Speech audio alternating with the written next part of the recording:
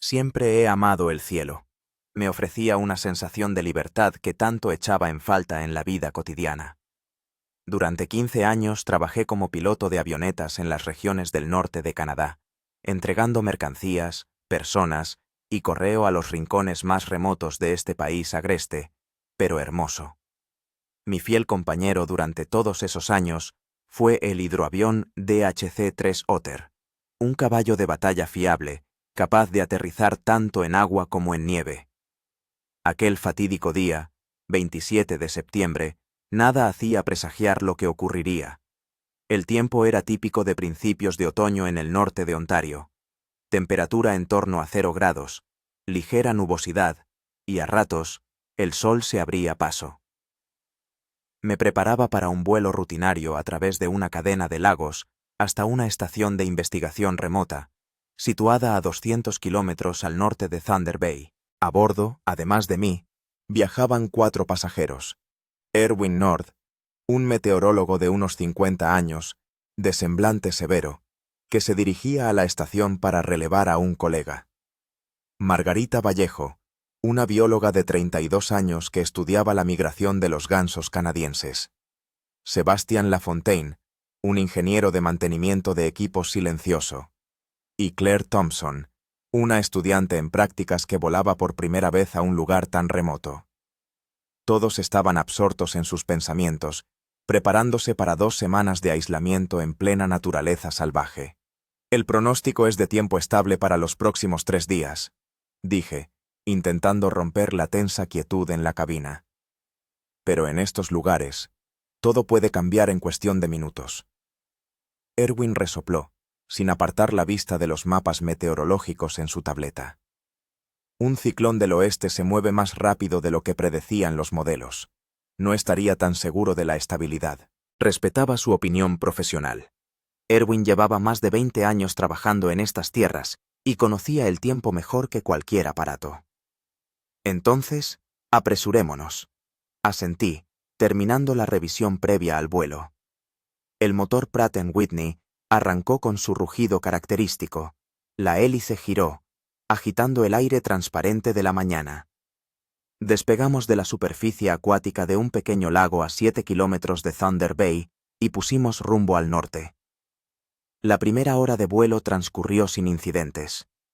Bajo nosotros se extendía la inmensa alfombra de la taiga canadiense, abetos y pinos de color verde oscuro, salpicados de manchas doradas de abedules y álamos temblones otoñales. Los numerosos lagos, como fragmentos de un espejo gigantesco, reflejaban las nubes que flotaban bajas. Claire, que estaba sentada detrás de mí, no pudo contener su entusiasmo. «Es impresionante. Nunca había visto nada igual». «Espera a ver la aurora boreal», sonrió Margarita. «Entonces entenderás de verdad por qué estamos todos aquí». Eché un vistazo a los instrumentos, observando que la temperatura exterior descendía gradualmente. -2, -3, -5 grados.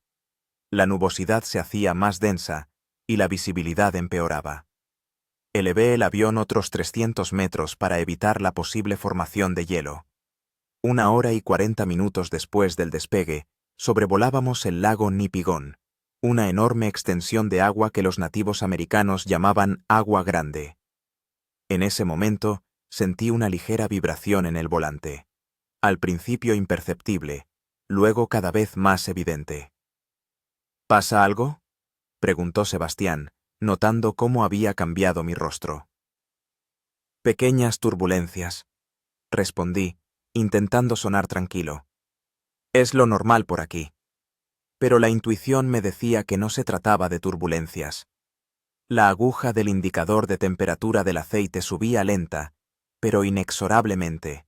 Reduje las revoluciones y comencé a descender, esperando que eso ayudara a enfriar el motor.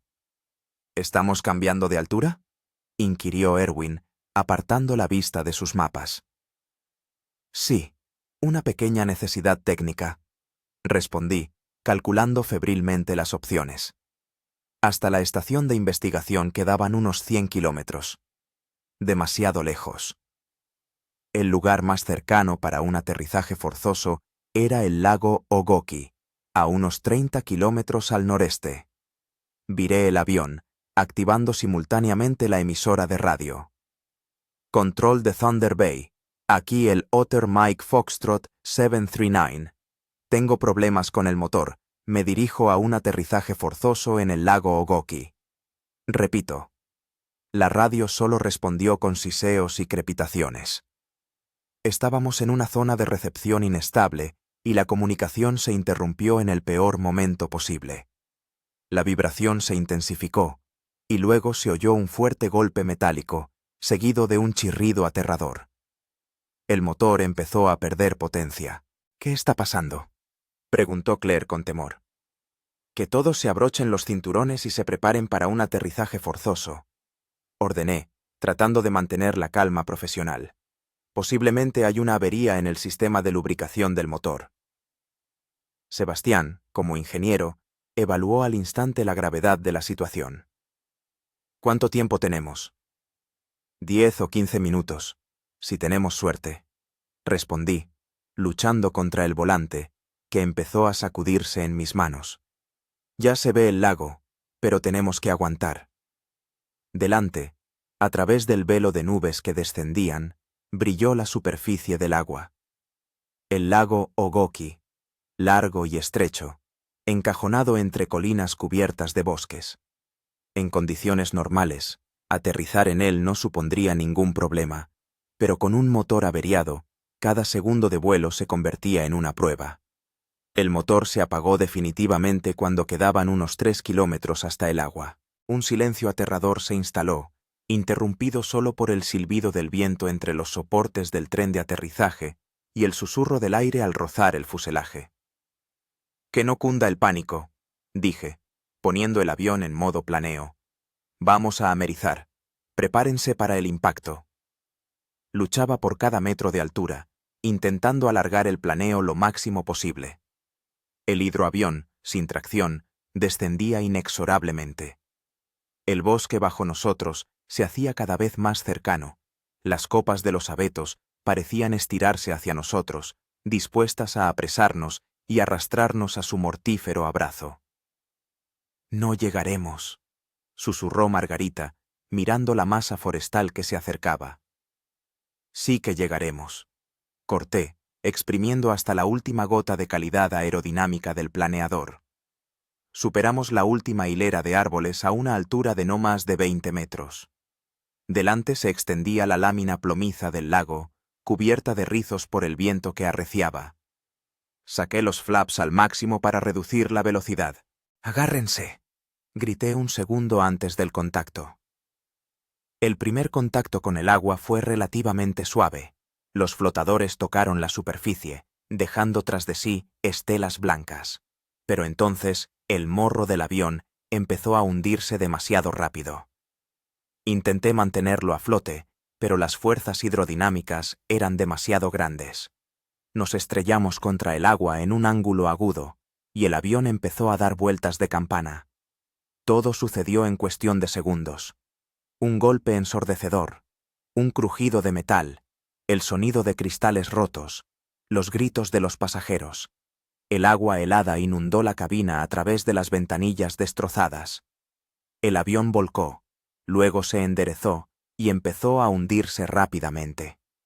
«¡Salgan!», grité, desabrochándome el cinturón de seguridad.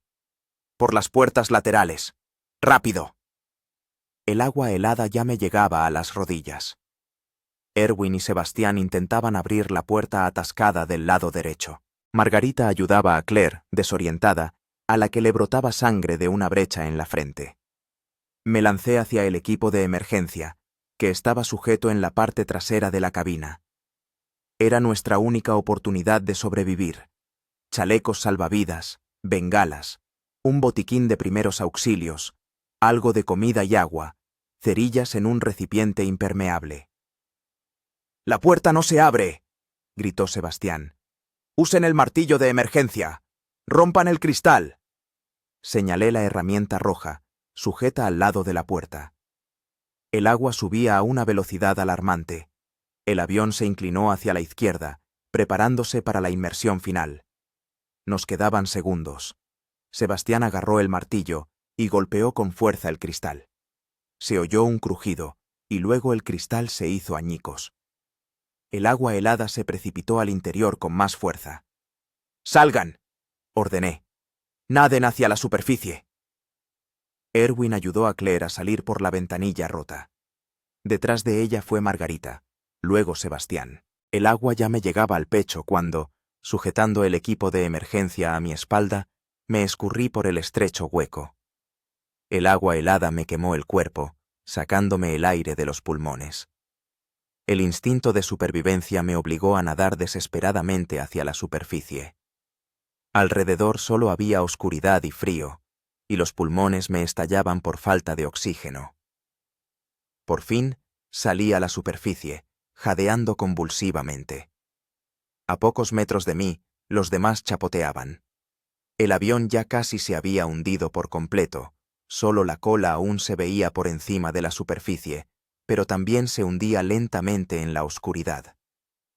¿Están todos aquí?, grité, nadando hacia el grupo. Sí, respondió Erwin, sujetando a Claire, que parecía estar medio inconsciente. Tenemos que llegar a la orilla, dije, mirando a mi alrededor. El agua está demasiado fría, no aguantaremos mucho tiempo en ella. Hasta la orilla más cercana había al menos 500 metros. Una franja de bosque oscuro, apenas visible a través de la creciente nevada. Repartí los chalecos salvavidas del equipo de emergencia y empezamos a nadar lentamente hacia la salvadora orilla, luchando contra el entumecimiento de las extremidades y el frío paralizante. Cada brazada era un esfuerzo sobrehumano. La ropa, empapada de agua, tiraba hacia abajo, y la temperatura del agua, cercana a cero, succionaba hasta la última pizca de calor de nuestros cuerpos. Sabía que en esa agua, una persona sin equipo especial no podría sobrevivir más de 20 minutos. Permanezcan juntos, ordenaba. No se detengan. Muévanse. Después de 10 minutos de extenuante natación, Claire empezó a quedarse atrás. Sus movimientos se volvían cada vez más lentos e inseguros. No puedo. Hace mucho frío, susurró con los labios amoratados. Sebastián nadó hasta ella y la abrazó con un brazo. Agárrate a mí.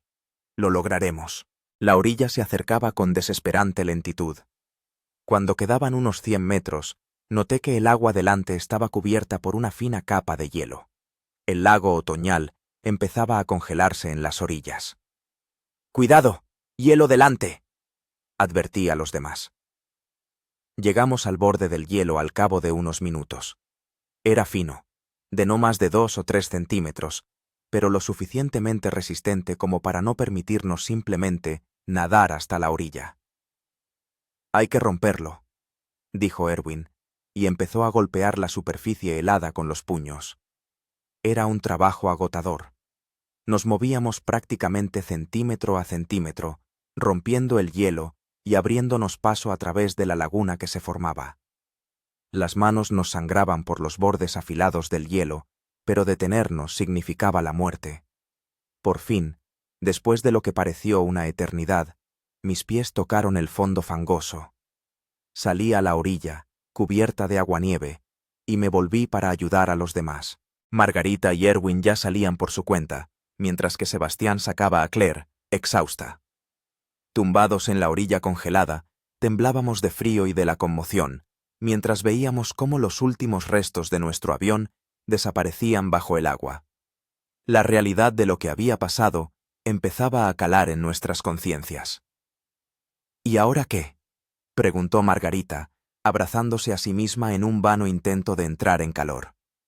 Miré al cielo que se oscurecía, al bosque infinito que nos rodeaba y al lago helado que se había convertido en la tumba de nuestro avión. Ahora tenemos que sobrevivir, respondí, consciente de que nuestra lucha no había hecho más que empezar. El frío nos calaba hasta los huesos. La ropa mojada se estaba convirtiendo en una coraza de hielo y el viento, que había arreciado con la llegada de la noche, nos traspasaba. Estábamos en la orilla del lago, 5 personas empapadas y temblorosas, atrapadas en el corazón de la naturaleza salvaje canadiense, sin comunicación con el mundo exterior. «Tenemos que encender un fuego», dije, esforzándome para que no me castañetaran los dientes. «Inmediatamente, o simplemente nos congelaremos». Claire estaba sentada en una piedra, con la cabeza entre las manos. La herida en su frente había dejado de sangrar, pero la chica estaba claramente en estado de shock. Margarita se sentó a su lado, intentando consolarla, aunque ella misma temblaba tanto o más.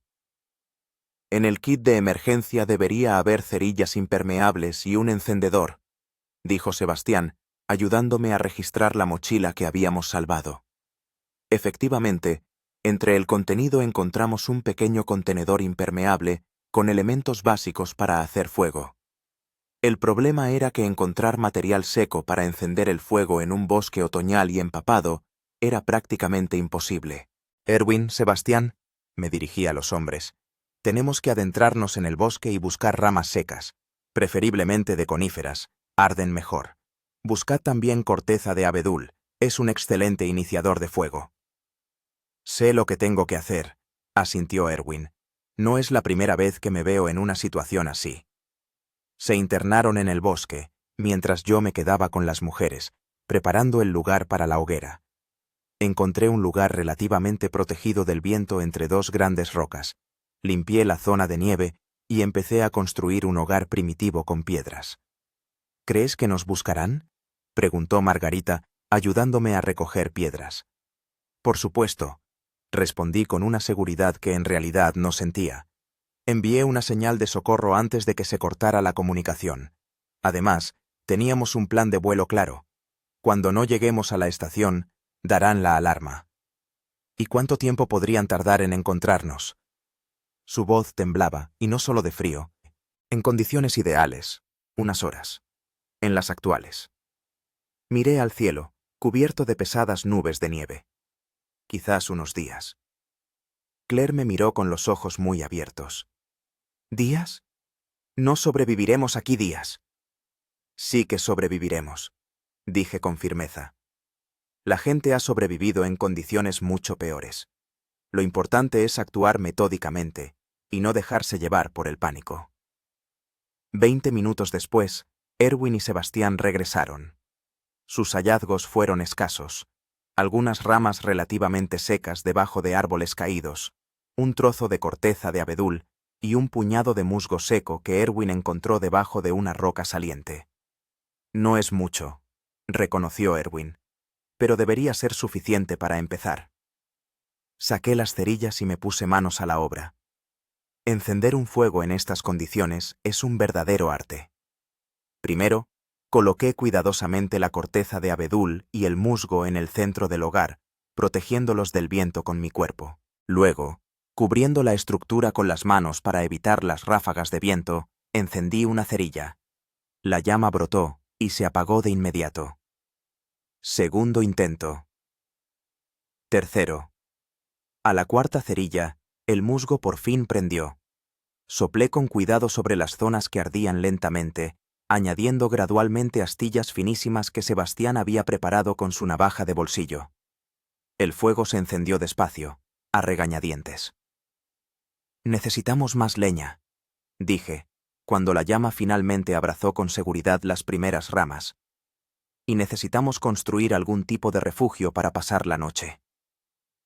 «Puedo buscar más ramas secas», propuso Sebastián. «Yo voy contigo», asintió Erwin. «Solo no os alejéis mucho del fuego», advertí. «Está oscureciendo rápido y perderse aquí es muy fácil». Mientras los hombres recogían leña, revisé el contenido del kit de emergencia. Además de las cerillas, encontré un botiquín compacto, 2 raciones de comida seca, una manta térmica de papel de aluminio, un espejo de señales, un silbato, una brújula, una pequeña multiherramienta y un mapa de la región. «Margarita», me dirigí a la bióloga, ¿puedes echar un vistazo a Claire? Deberías tener conocimientos médicos básicos». Ella asintió y empezó a limpiar la herida en la frente de la chica con un antiséptico del botiquín. Claire hacía una mueca de dolor, pero no emitía ningún sonido. «Estará bien», dijo Margarita después de examinarla.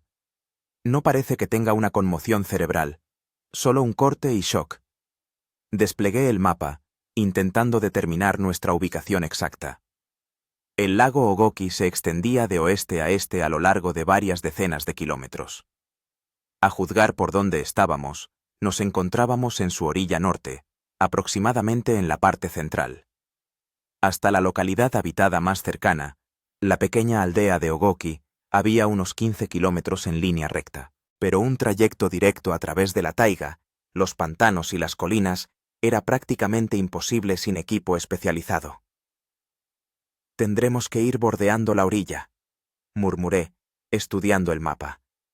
«Es más largo, pero más seguro». Para cuando Erwin y Sebastian regresaron con los brazos llenos de leña, la fogata ardía con la suficiente fuerza como para empezar a secar la ropa.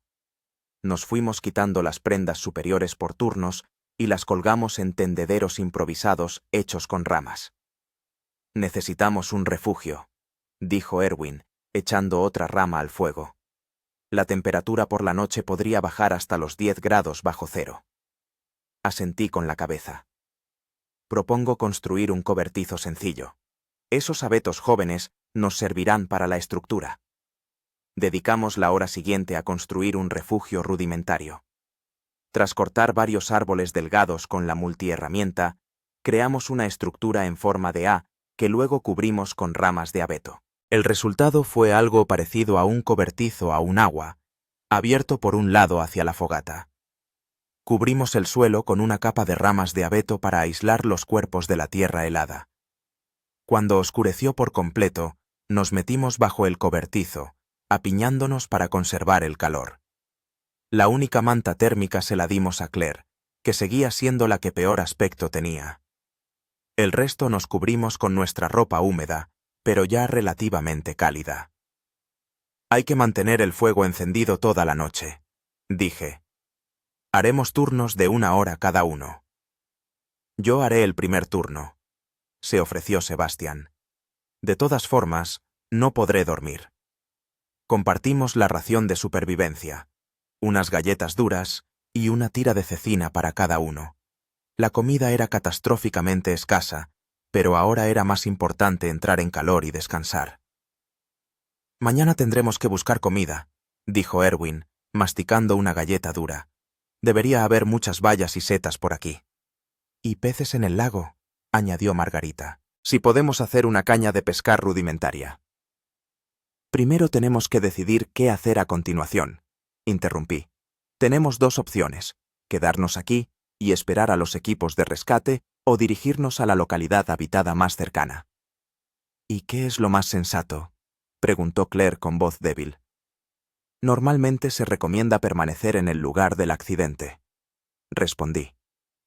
«Facilita la búsqueda. Pero en nuestro caso». Me callé, sin querer decir lo obvio. «En nuestro caso, el avión está en el fondo del lago y será difícil detectarlo desde el aire», terminó Erwin por mí. «Además, el tiempo está empeorando. Las operaciones de búsqueda podrían retrasarse días, si no semanas». 15 kilómetros, dijo Margarita pensativamente. «En condiciones normales, es un día de camino. Pero aquí, en la taiga, sin sendero». 3 o 4 días como mínimo, asintió Erwin. «Y eso si tenemos suerte con el tiempo y el terreno». Miré a nuestros compañeros. Era evidente que Claire no estaba en condiciones de hacer esa travesía, y los demás también parecían agotados tras el estrés vivido y la lucha contra el agua helada. «Decidiremos por la mañana», dije. «Ahora todos necesitamos descansar y recuperar fuerzas». La noche fue larga y dura. A pesar de la fogata y el refugio improvisado, el frío se colaba por la ropa, obligándonos a dar vueltas constantemente buscando una posición más cálida. Cuando me tocó mi turno para vigilar el fuego, apenas podía doblar los dedos para echar leña. Sentado junto al fuego, miraba el cielo estrellado, que se vislumbraba a través de las nubes dispersas. En algún lugar de allí, A cientos de kilómetros de distancia estaba la civilización, el calor, la seguridad. Y aquí estábamos nosotros 5, perdidos en la inmensidad de la taiga canadiense, con escasas posibilidades de un rescate rápido. Pensaba en mi familia, mi esposa Elizabeth y mi hijo de 12 años, Jake. Me esperaban en casa, en Thunder Bay, sin sospechar lo que había pasado. ¿Cuándo lo sabrían? ¿Qué sentirían? Elizabeth siempre había temido mi trabajo, aunque nunca me había pedido que lo dejara. Saldré de aquí, me prometí a mí mismo, mirando al cielo del norte. Volveré con ellos, cueste lo que cueste. Con los primeros rayos del amanecer, la temperatura bajó aún más. La escarcha cubría el suelo alrededor de nuestro campamento, y el aliento se convertía en nubes blancas de vapor. Desperté a los demás cuando el sol apenas empezaba a asomarse por el horizonte. ¿Cómo te encuentras, Claire?, pregunté, ayudando a la joven a salir de debajo del cobertizo. Mejor, respondió, aunque su rostro pálido decía lo contrario. Todavía me da vueltas la cabeza, pero podré seguir. Avivamos la fogata y preparamos un desayuno improvisado. Los restos de la ración de supervivencia, divididos entre los 5, y agua caliente derretida de la nieve, en una lata de conservas que Sebastián había encontrado, no se sabe cómo, en la orilla. Después del desayuno, convoqué una reunión improvisada. Tenemos que tomar una decisión, dije. ¿Nos quedamos aquí y esperamos a los equipos de rescate o nos dirigimos al pueblo de Ogoki? Las opiniones estaban divididas. Erwin y Sebastián se inclinaban por avanzar. Margarita creía que era más seguro quedarse donde estábamos, y Claire estaba demasiado débil para tener una opinión clara. Miren, dije finalmente, soy el piloto y soy responsable de todos ustedes. Mi decisión es que nos quedemos aquí un día más. Haremos una hoguera de señales, recogeremos más leña, intentaremos conseguir comida. Si durante este tiempo no hay señales de una operación de búsqueda, mañana al amanecer partiremos hacia el pueblo. Todos estuvieron de acuerdo con este compromiso. Dividimos las tareas. Sebastián y Erwin fueron a buscar leña y materiales para mejorar nuestro refugio. Margarita se dedicó a fabricar una caña de pescar primitiva con ramas e hilo de su chaqueta, y Claire y yo nos encargamos de construir una hoguera de señales en un lugar abierto cerca de la orilla. El día se hacía eterno. El frío no cedía, a pesar del sol brillante que asomaba a ratos entre las nubes. Trabajamos sin descanso para mantenernos ocupados y entrar en calor. Al anochecer teníamos una reserva considerable de leña, un refugio mejorado con aislamiento adicional de musgo y corteza, una caña de pescar primitiva, que sin embargo no dio resultados, y una gran hoguera de señales, lista para encenderse a la primera señal de un avión que se acercara. Pero no hubo aviones, ni un solo sonido de motor, ni un zumbido lejano de helicóptero, solo el viento en las copas de los árboles, los gritos de los pájaros y el chapoteo de los peces en el lago. Al caer la noche, nos reunimos alrededor de la hoguera, cansados y hambrientos. Erwin logró encontrar algunos puñados de bayas tardías, arándanos rojos y arándanos agrios, que aliviaron un poco el hambre, pero daban poca energía. «Mañana tenemos que ponernos en marcha», dijo Erwin, mirando al cielo que se oscurecía. «El tiempo empeora, y cada día de retraso disminuye nuestras posibilidades». Asentí, entendiendo que tenía razón. La esperanza de un rescate rápido se desvanecía con cada hora que pasaba. De acuerdo. Al amanecer, recogemos todo lo necesario y nos dirigimos a lo largo de la costa hacia el este. Si el mapa es correcto, en 3 o 4 días deberíamos llegar al pueblo. 3 o 4 días, murmuró Claire. Sin comida, sin ropa adecuada. No tenemos elección, dije suavemente. Es nuestra única oportunidad. Nos acostamos a dormir antes que la noche anterior, sabiendo que mañana necesitaríamos todas nuestras fuerzas. Volví a tomar el relevo en la guardia de la hoguera, reflexionando sobre el viaje que teníamos por delante y sobre lo que nos esperaba.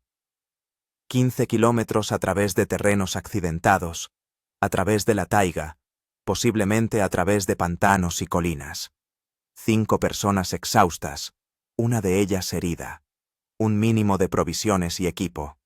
Y el frío, un frío implacable y despiadado, que se estaba convirtiendo en nuestro principal enemigo. Miré a mis compañeros de infortunio durmiendo y sentí el pesado peso de la responsabilidad. Como piloto, yo era responsable de su seguridad, y los había traído hasta aquí, a esta zona remota, al borde entre la vida y la muerte. Los sacaré de aquí, juré de nuevo. Todos volveremos a casa. Pero en el fondo sabía que esa promesa podría ser imposible de cumplir. El amanecer del tercer día nos recibió con un viento penetrante y una ligera nevada. La temperatura bajó aún más, e incluso junto a la hoguera era difícil calentarse. Recogimos nuestras escasas pertenencias en silencio, cada uno inmerso en sus propios pensamientos. Todos tienen que llevarse tizones encendidos, dije, distribuyendo las tareas. Si nos separamos o perdemos las cerillas, esta será nuestra única oportunidad de hacer fuego. Sebastián encontró unos cuantos palos fuertes que podían servir como bastones, una ayuda indispensable para caminar por terrenos accidentados. Erwin construyó una especie de mochila con ramas de abeto, donde colocamos el equipo de emergencia y las pocas cosas útiles que habíamos encontrado en la orilla. Claire parecía estar mejor que la noche anterior, pero aún estaba débil. Entendí que sería nuestro eslabón más vulnerable en el viaje que nos esperaba. Caminaremos despacio y haremos paradas frecuentes, dije, dirigiéndome a todos, pero mirando a Claire. Lo importante es no agotarse el primer día. Antes de irnos, dejé una señal visible en el lugar de nuestro campamento, una gran flecha de piedras que indicaba la dirección de nuestro movimiento, y una nota, envuelta en un trozo de polietileno y sujeta bajo una piedra. Si los rescatistas encontraban el lugar del accidente, sabrían a dónde nos habíamos dirigido. Manténganse juntos, ordené cuando todos estuvieron listos. Erwin va delante, yo cierro el grupo. Si alguien está cansado o se siente mal, que lo diga inmediatamente, no se hagan los héroes. Y nos pusimos en camino, dejando atrás el lugar del accidente y comenzando una larga y agotadora marcha hacia la salvación. Las primeras horas del camino fueron relativamente fáciles. La orilla del lago era pedregosa, pero lo suficientemente llana, sin obstáculos importantes. Caminamos a un ritmo pausado, conservando nuestras fuerzas y vigilando atentamente los alrededores. Erwin, como el más experimentado de nosotros en cuestiones de supervivencia, se detenía de vez en cuando para mostrar plantas o bayas comestibles que aún se podían encontrar incluso en esta época del año. «Miren, miren», decía, señalando las bayas de color rojo oscuro que se escondían bajo las hojas caídas. «Estos son arándanos rojos.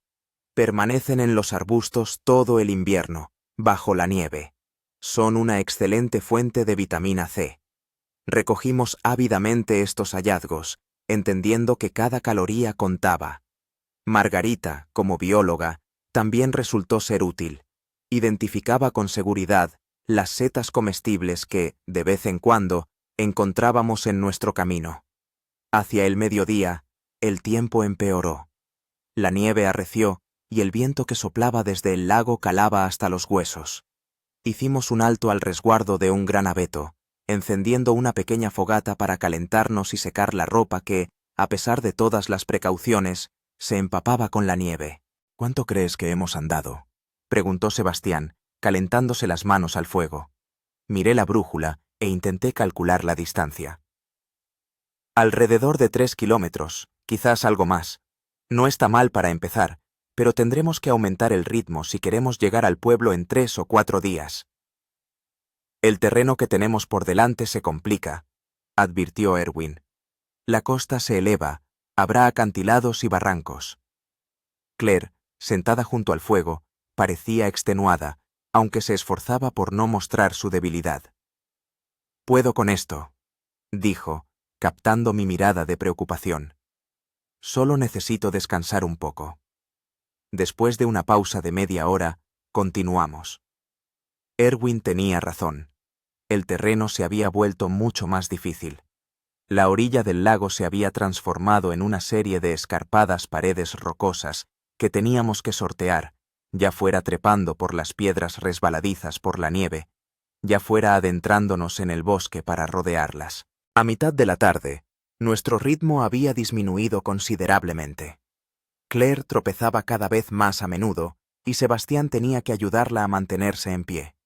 Comprendía que la chica estaba al límite de sus fuerzas, pero aún era demasiado pronto para detenernos a pasar la noche. Apenas habíamos recorrido un tercio de la distancia prevista para hoy. «Hagamos otra parada», propuse cuando llegamos a una explanada relativamente llana entre los árboles. Media hora de descanso y seguimos. Volvimos a encender una fogata y repartí las últimas migajas de la ración seca. Un pequeño trozo de pan duro para cada uno. Era más un apoyo psicológico que alimento real, pero incluso eso importaba. «Necesitamos encontrar comida más sustanciosa», dijo Margarita, mirando su diminuto pedazo de pan duro. «Las bayas y las setas no nos dan suficiente energía para esta caminata. Podríamos intentar poner trampas para animales pequeños», sugirió Erwin. «Conozco algunos diseños sencillos. Eso lleva tiempo», repliqué, «y no podemos permitirnos demorarnos». «¿Y qué tal pescar?», preguntó Sebastián. «El lago está cerca. Podríamos intentar fabricar un arpón». Me quedé pensativo. La pesca podría proporcionarnos comida, pero requería tiempo y ciertas habilidades que quizás no teníamos. «Hagamos esto», decidí. «Hoy seguimos caminando hasta el anochecer. Cuando nos asentemos para pasar la noche, intentaremos poner trampas y pescar. Mientras tanto, recoged todo lo comestible que encontréis por el camino». Todos estuvieron de acuerdo con este plan y seguimos adelante. El tiempo seguía empeorando. La nieve caía con más fuerza, transformando el suelo en un lodazal resbaladizo y limitando la visibilidad a unas pocas decenas de metros. El viento arreció, calando nuestra ropa húmeda. Al caer la tarde, todos estábamos exhaustos hasta el extremo. Según mis cálculos, habíamos recorrido unos 7 kilómetros en todo el día, menos de lo que esperaba, pero aún así no estaba mal dadas las circunstancias. Cuando quedó claro que no quedaba más de una hora de luz, tomé la decisión de detenernos para pasar la noche. Encontramos un lugar adecuado. Una pequeña depresión natural en la roca, protegida del viento por 3 lados. Crecían varios abetos grandes cerca, cuyas ramas podrían servir como material para un refugio. «Sebastián, Erwin, encargaos del refugio», ordené. «Margarita, ayuda a Claire a instalarse y ocúpate del fuego. Yo intentaré encontrar algo para las trampas y veré si se puede pescar aquí». Bajé hasta el lago, que estaba a unos 200 metros de nuestro campamento. La orilla era empinada y rocosa, y el agua oscura y fría. Se veía una fina capa de hielo cerca de la orilla, pero más allá, el lago permanecía abierto, agitándose bajo las ráfagas de viento. Inspeccioné la orilla con atención en busca de algo que pudiera servir como herramienta para pescar. Encontré varias ramas largas y rectas que podrían servir de base para un arpón. Con la multiherramienta afilé sus extremos e hice muescas. Cuando regresé al campamento, descubrí que los demás ya habían construido un refugio bastante bueno. Algo entre una cabaña y un cobertizo, con una gruesa capa de ramas de abeto en el suelo para aislar del suelo frío. La fogata ardía con fuerza, iluminando el pequeño claro con una luz cálida y anaranjada. Erwin me mostró varias trampas sencillas que había colocado en las sendas de animales cerca del campamento. «Las posibilidades son escasas», reconoció, «pero si tenemos suerte, por la mañana podríamos tener un conejo o una perdiz». Después de un breve descanso, tomé los arpones caseros y, junto con Sebastián, me dirigí al lago. De pie sobre las resbaladizas piedras de la orilla, observamos pacientemente la oscuridad, listos para atacar en cualquier momento. Era un trabajo agotador y helado. Nos mojamos aún más, nos congelamos. Pero en una hora de esfuerzos, solo conseguimos capturar un pequeño pez. Un lucio de unos 30 centímetros de largo. No era una gran captura, pero incluso eso era una victoria. De vuelta al campamento, descubrimos que Margarita y Claire habían recolectado algunas plantas comestibles y las últimas bayas que pudieron encontrar bajo la nieve. No es mucho, pero es mejor que nada, dijo Margarita, señalando un pequeño montoncito de arándanos rojos y unas raíces indeterminadas. Asamos pescado en varas sobre la fogata y lo dividimos entre los 5, tocando a una porción minúscula para cada uno. Era la primera proteína que probábamos en los últimos 2 días, e incluso esa miseria nos pareció un festín. Mañana hay que intentar pescar más, dijo Sebastián, chupando concienzudamente una espina de pescado. Quizás podamos hacer algo parecido a una red. ¿Con qué? Pregunté. No tenemos ni cuerda ni red. Se podría deshacer la ropa para sacar hilos, propuso Claire. Tengo un jersey de lana que podría deshacerse. Negué con la cabeza. Aún necesitarás el jersey. El frío es nuestro principal enemigo ahora. Es más importante conservar el calor que conseguir algo más de comida. Después de la cena, nos metimos en el refugio, apretándonos unos contra otros para conservar el calor. Volví a tomar el primer turno de guardia junto a la fogata, manteniendo el fuego vivo y escuchando los sonidos del bosque nocturno. La nieve había parado, pero el cielo seguía cubierto de nubes, sin una sola estrella. Pensaba en nuestra situación, intentando evaluar nuestras posibilidades de manera realista.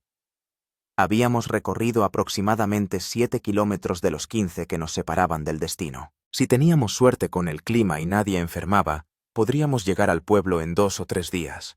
Pero las reservas de comida eran prácticamente inexistentes, y el frío y el agotamiento físico estaban haciendo estragos. Mis pensamientos se vieron interrumpidos por un suave susurro. Me tensé, escudriñando la oscuridad más allá del círculo iluminado por la fogata. Algo se movía entre los árboles. Algo grande. Lentamente me puse de pie, sujetando una rama humeante en la mano. El susurro se repitió, ahora más cerca. Distinguí una silueta oscura entre los troncos de los árboles y sentí un escalofrío de miedo que me recorrió la espalda. Un oso. Un oso negro canadiense, a juzgar por su tamaño y forma. En esta época del año, normalmente ya están preparándose para la hibernación, pero por lo visto, aún no había encontrado suficiente comida y seguía cazando. Sabía qué hacer en estas situaciones. No correr, no dar la espalda, intentar parecer más grande. Lentamente, procurando no hacer movimientos bruscos, levanté la rama ardiente más alto, para que el fuego fuera bien visible. Erwin. Llamé en voz baja, sin girarme. Despierta, pero hazlo despacio. Oí un crujido a mi espalda. Erwin estaba saliendo del refugio. Un instante después estaba de pie junto a mí, también con una rama ardiente en la mano. Oso negro, susurré. A unos 30 metros, cerca de ese grupo de árboles. Lo veo, respondió Erwin, igual de silenciosamente. Probablemente ha olido el pescado. Tenemos que asustarlo, pero sin enfurecerlo. Comenzamos a agitar lentamente las ramas encendidas, creando más luz y humo.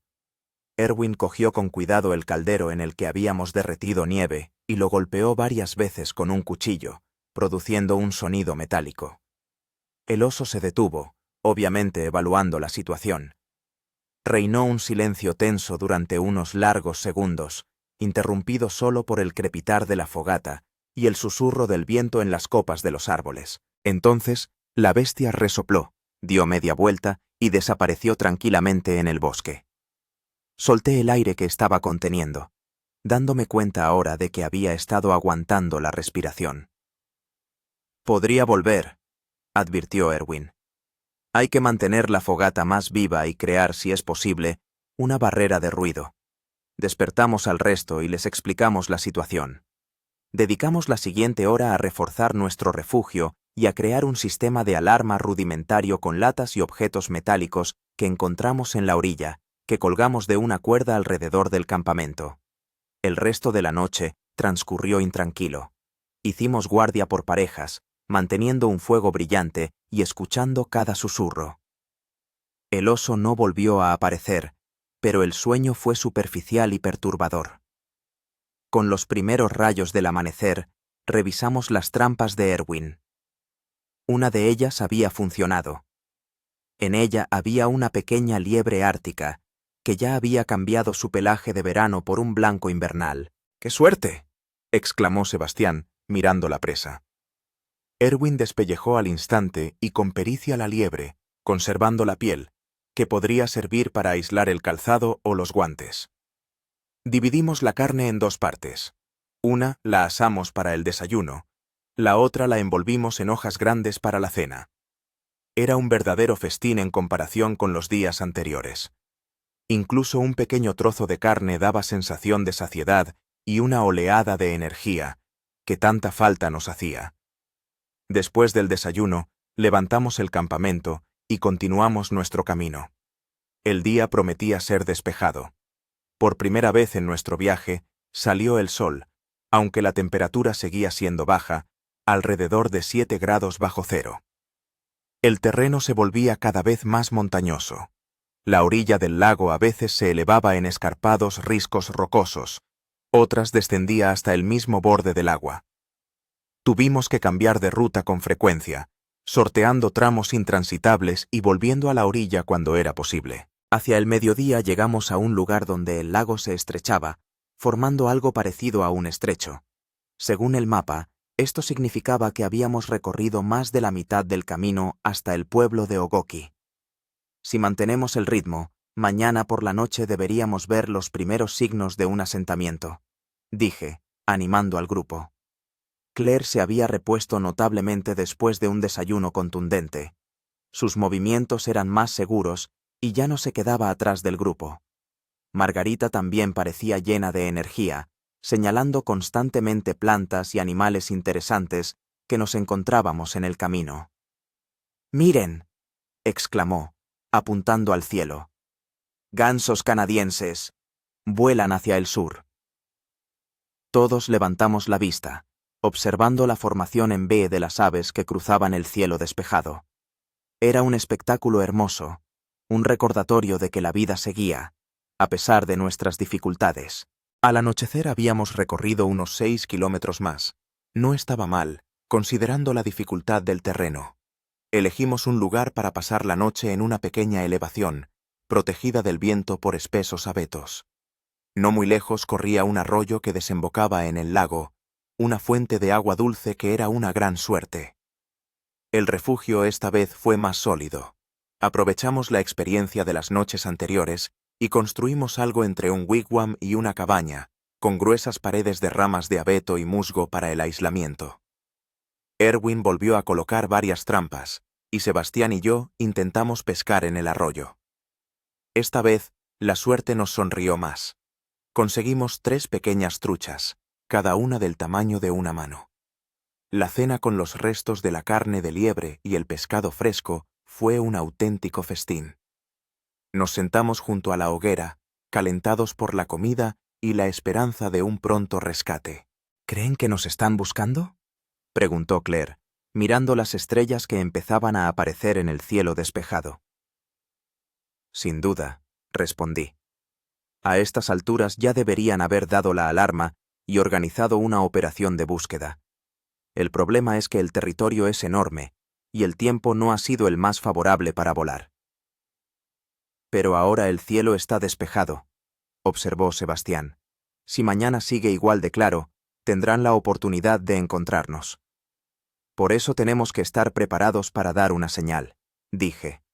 «Mañana recogeremos todo lo que pueda arder produciendo mucho humo, musgo húmedo, ramas verdes, resina. Si oímos el sonido de un avión o un helicóptero, encendemos inmediatamente una hoguera de señales». La noche transcurrió tranquila, sin visitas de animales salvajes. Hacia el amanecer la temperatura bajó aún más, pero nuestro refugio y la proximidad mutua nos ayudaron a mantenernos calientes. Las trampas de Erwin esta vez permanecieron vacías, y tuvimos que conformarnos con un escaso desayuno con los restos del pescado de ayer y unos cuantos puñados de bayas que Margarita había recogido la víspera. El quinto día de nuestra travesía comenzó con una noticia alentadora. El tiempo seguía despejado y la visibilidad era excelente. Recogimos el campamento rápidamente y nos pusimos en marcha, animados por la idea de que el final de nuestras tribulaciones estaba cerca. El terreno fue cambiando gradualmente. Las escarpadas orillas rocosas dieron paso a laderas más suaves, cubiertas de bosques mixtos. Caminar se hizo más fácil y aumentamos el ritmo, tratando de cubrir la mayor distancia posible mientras el tiempo nos acompañara. Hacia el mediodía, llegamos a un punto donde el lago daba un brusco giro hacia el norte. Según el mapa, esto significaba que no quedaban más de 3 o 4 kilómetros hasta el pueblo de Ogoki. «Estamos casi en la meta», dije, señalando el mapa. «Si seguimos al mismo ritmo, deberíamos ver las primeras casas antes del anochecer». Esta noticia dio fuerzas a todos.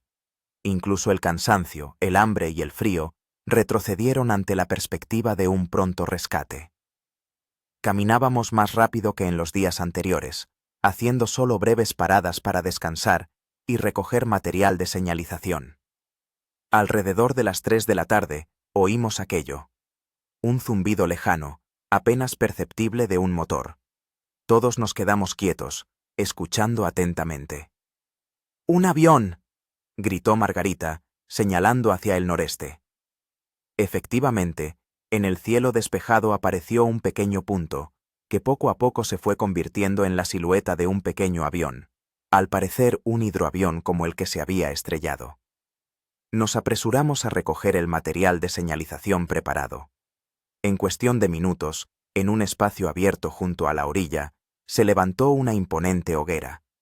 La encendí, y pronto una columna de humo negro se elevó hacia el cielo. «¡Agiten los brazos! ¡Griten!», ordené, mientras agitaba un trozo de tela naranja brillante de un chaleco salvavidas. El avión se acercaba, volando a baja altura a lo largo del lago. Parecía que se dirigía directamente hacia nosotros. Gritábamos, saltábamos, agitábamos todo lo que pudiera llamar la atención. Y entonces sucedió lo que tanto habíamos esperado durante todos estos días. El avión cambió de rumbo, dio una vuelta sobre nuestra posición y descendió aún más. Claramente había visto nuestra señal. «¡Nos ven!», gritó Claire, saltando de alegría. «¡Nos han encontrado!». El avión dio otra vuelta, movió las alas en señal de que nos había visto y voló hacia el pueblo de Ogoki. «¿Por qué se va?», preguntó Claire con miedo. «¿Nos abandonan?». «No», la tranquilicé. «Aquí no hay sitio para aterrizar. Han ido a buscar ayuda. Volverán pronto, tal vez con un helicóptero o un barco». Esta noticia provocó una alegría general. Nos abrazamos, reímos, algunos incluso lloraron de alivio. El rescate estaba cerca, tal vez a solo unas horas de distancia. «Tenemos que quedarnos aquí y mantener la hoguera encendida», dije, cuando pasó la primera euforia, «y estar listos para evacuar en cualquier momento». Acampamos justo allí, en un espacio abierto cerca de la orilla, donde sería más fácil que nos vieran desde el aire o el agua. Mantuvimos una gran fogata, arrojando periódicamente musgo húmedo y ramas de coníferas para crear un denso humo. El tiempo pasaba terriblemente lento. 1 hora. 2. 3. El sol comenzó a descender hacia el horizonte y la ayuda aún no llegaba. Empezamos a preocuparnos. «¿Quizás no pudieron organizar la operación de rescate tan rápido?», sugirió Margarita. «¿O las condiciones climáticas cambiaron en algún punto del camino?». «Posiblemente», respondí, aunque la ansiedad crecía por dentro. «En cualquier caso, saben dónde estamos. Si no hoy, seguro que mañana por la mañana llegarán». Nos acomodamos para pasar la noche, manteniendo encendida la fogata de señales y turnándonos para vigilar el fuego. El ánimo era contradictorio. La alegría de haber sido localizados se mezclaba con la decepción por la demora en el rescate. Tomé el primer turno, sentado junto a la fogata y mirando el cielo estrellado. Por primera vez en todo este tiempo, me permití pensar en casa, en mi esposa e hijo, en lo pronto que podría abrazarlos. Ese pensamiento me calentaba mejor que cualquier fuego. De repente, el silencio de la noche se rompió por un sonido distante, un zumbido grave de motor, que se reflejaba en el agua y las rocas. Me puse de pie de un salto, escudriñando la oscuridad del lago. Allí, a unos cientos de metros de la orilla, se divisaban luces en movimiento de una lancha a motor que se dirigía hacia nosotros. ¡Despertad!, grité, despertando a mis compañeros. ¡Están aquí! ¡Han llegado los rescatistas!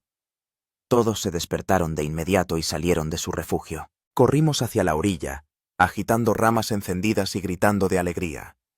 La lancha se acercaba, una gran lancha a motor con un reflector que ahora iluminaba la orilla, buscándonos.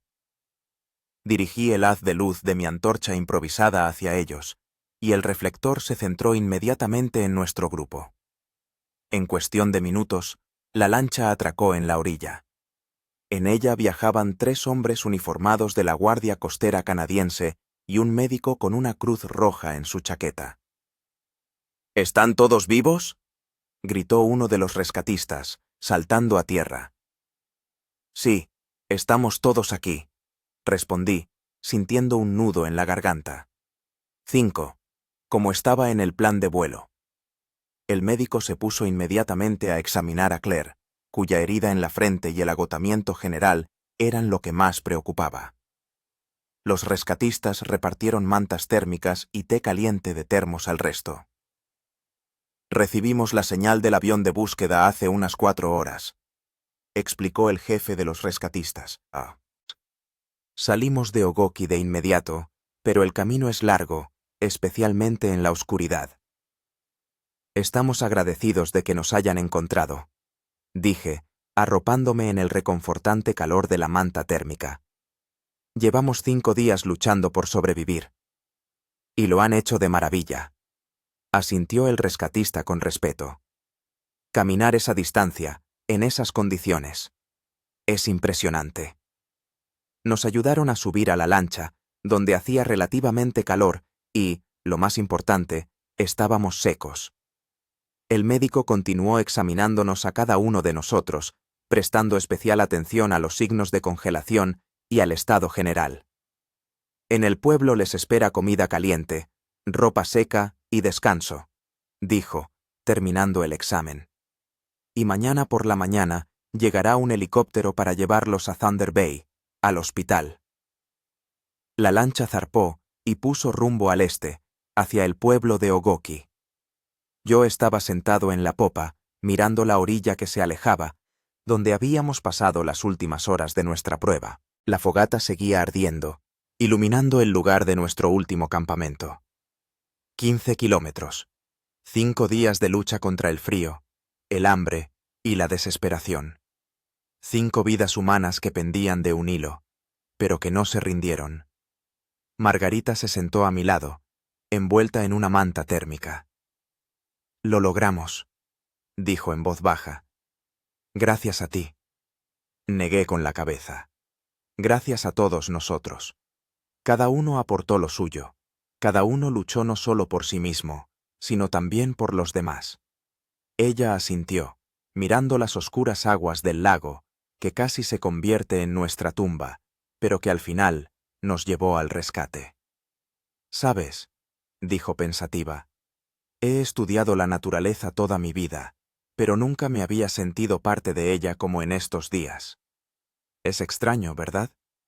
No, respondí, comprendiendo lo que decía. Es natural.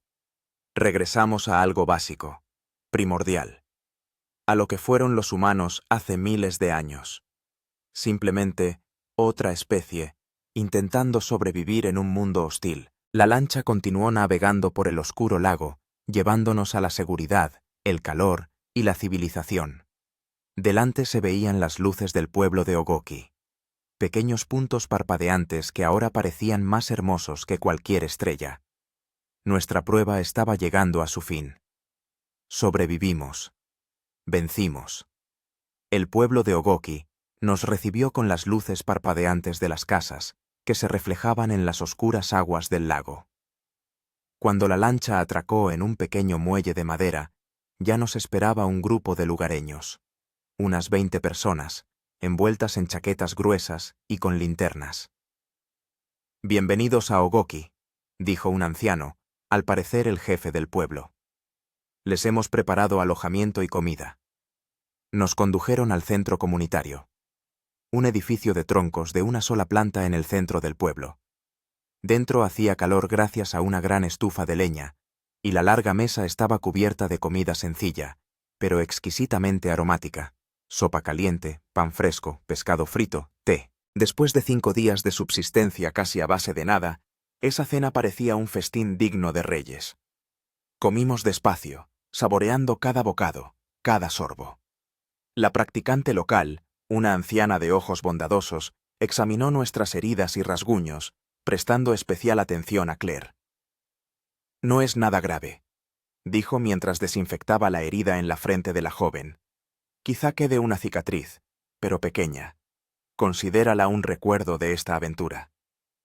Después de la cena nos alojaron en diferentes casas. Los lugareños ofrecieron generosamente sus habitaciones para pasar la noche. A mí me tocó una habitación pequeña pero acogedora en la casa de la familia Mackenzie, una pareja de ancianos cuyos hijos hacía tiempo que se habían ido a la gran ciudad. «Mañana por la mañana llegará un helicóptero desde Thunder Bay», me dijo Douglas Mackenzie mientras me mostraba la habitación. «Descansa, te lo has ganado».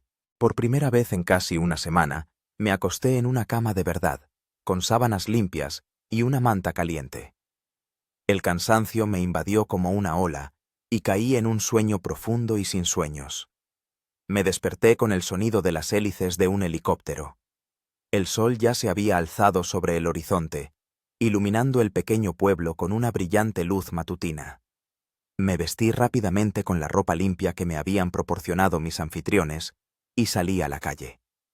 El helicóptero del servicio médico había aterrizado en un espacio abierto a las afueras del pueblo. Mis compañeros ya estaban reunidos allí, con aspecto descansado y feliz, aunque en sus rostros aún se podían leer las huellas de la experiencia vivida. «Buenos días, capitán», me saludó Erwin con una sonrisa. «¿Listo para regresar a la civilización?» «Más que listo», respondí, estrechándole la mano. «¿Cómo se encuentran todos?» «Mucho mejor», dijo Margarita, aunque no le haría ascos a una ducha caliente y a una cama de verdad durante unos días. Claire tenía un aspecto especialmente bueno. El color había vuelto a su rostro y en sus ojos brillaba de nuevo el fulgor de la juventud. «Nunca olvidaré esta experiencia», dijo, mirando al lago, que ahora, a la luz de la mañana, parecía tranquilo y sereno. «Me ha cambiado». Sebastián asintió. «Nos ha cambiado a todos. Algo así no pasa en balde». 2 médicos y el coordinador de la operación de búsqueda y rescate salieron del helicóptero. Después de un breve examen médico, nos permitieron subir a bordo. La despedida de los habitantes de Ogoki fue cálida y sincera. Esas personas, a las que conocíamos desde hacía menos de un día, se habían convertido para nosotros en una especie de familia. Nos acogieron, nos alimentaron, nos dieron calor, sin pedir nada a cambio.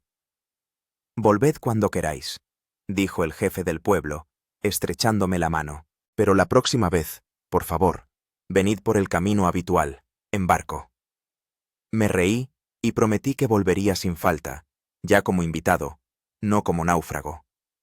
El helicóptero despegó y el pueblo de Ogoki se convirtió rápidamente en un diminuto conjunto de casitas en medio de la inmensa taiga. Desde lo alto se abría una vista impresionante del lago y de los bosques circundantes. Una región agreste, pero hermosa, que por poco se convierte en nuestra tumba. Miré hacia abajo, a la sinuosa línea de la costa por la que habíamos caminado durante 5 largos días, y pensé en lo frágil que es la vida humana frente a la naturaleza, y al mismo tiempo, en lo fuerte que es la voluntad humana de sobrevivir. El vuelo hasta Thunder Bay duró aproximadamente 1 hora. Durante todo ese tiempo apenas hablamos, cada uno sumido en sus propios pensamientos. Solo intercambiábamos miradas a veces, comprensivas, llenas de gratitud y reconocimiento mutuos no expresados. En Thunder Bay nos esperaba una pequeña multitud de periodistas, representantes de las autoridades aeronáuticas y, por supuesto, nuestras familias. Cuando el helicóptero aterrizó en la plataforma junto al hospital, vi enseguida a Elizabeth y a Jake, que estaban detrás de la valla con expresión de impaciente espera en sus rostros. En cuanto se abrió la puerta del helicóptero, salté y corrí hacia ellos.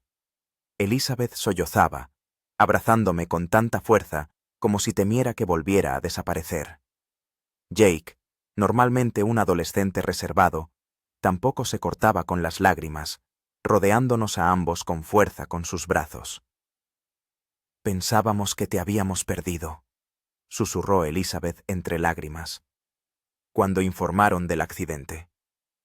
«Te prometí que volvería, ¿recuerdas?», dije, besándole las mejillas mojadas por las lágrimas. «Siempre cumplo mis promesas».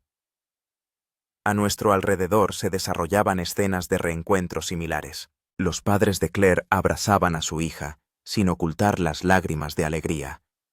La esposa de Erwin, una mujer de aspecto severo, se echó a llorar al ver a su marido. Margarita fue recibida por sus compañeros del centro de investigación, y Sebastián por su anciana madre, que parecía no dar crédito a lo que veía. Nos llevaron al hospital para someternos a un examen médico más exhaustivo. Afortunadamente, nadie tenía problemas de salud graves, solo una ligera deshidratación, pequeñas congelaciones en los dedos de las manos en mi caso y en el de Erwin, y, por supuesto, agotamiento general. Los médicos insistieron en que pasáramos al menos una noche en el hospital en observación. Antes de acostarme, le pedí a una enfermera que me ayudara a llegar a las habitaciones donde se encontraban mis compañeros. Quería asegurarme de que estaban bien y despedirme, ya que por la mañana nos podrían dar el alta a horas diferentes. El primero que visité fue a Erwin. El viejo meteorólogo estaba sentado en la cama leyendo el periódico, como si estuviera en su casa y no en una sala de hospital. «Ah, capitán», exclamó al verme. «Pase, siéntese». Me senté en el borde de su cama. «¿Cómo se encuentra?» «He estado peor», resopló. «Los médicos dicen que para mi edad estoy en plena forma. Se ve que todos estos años a la intemperie me han venido bien». Hablamos unos minutos sobre lo que habíamos vivido, sobre los planes de futuro. Erwin pensaba volver a la estación de investigación en cuanto los médicos se lo permitieran. «El trabajo no espera», dijo. «Aunque la próxima vez creo que optaré por el transporte terrestre». Nos reímos y sentí que se creaba entre nosotros una conexión especial, la de personas que habían pasado juntas por una prueba y habían salido victoriosas. La siguiente fue Margarita. Estaba sentada junto a la ventana, mirando la ciudad nocturna. «No me acostumbro a las luces», dijo cuando entré. «Después de aquellas noches en el bosque, donde la única luz era la hoguera, la ciudad me parece demasiado brillante, demasiado artificial». Entendía lo que decía. Yo mismo sentía algo parecido.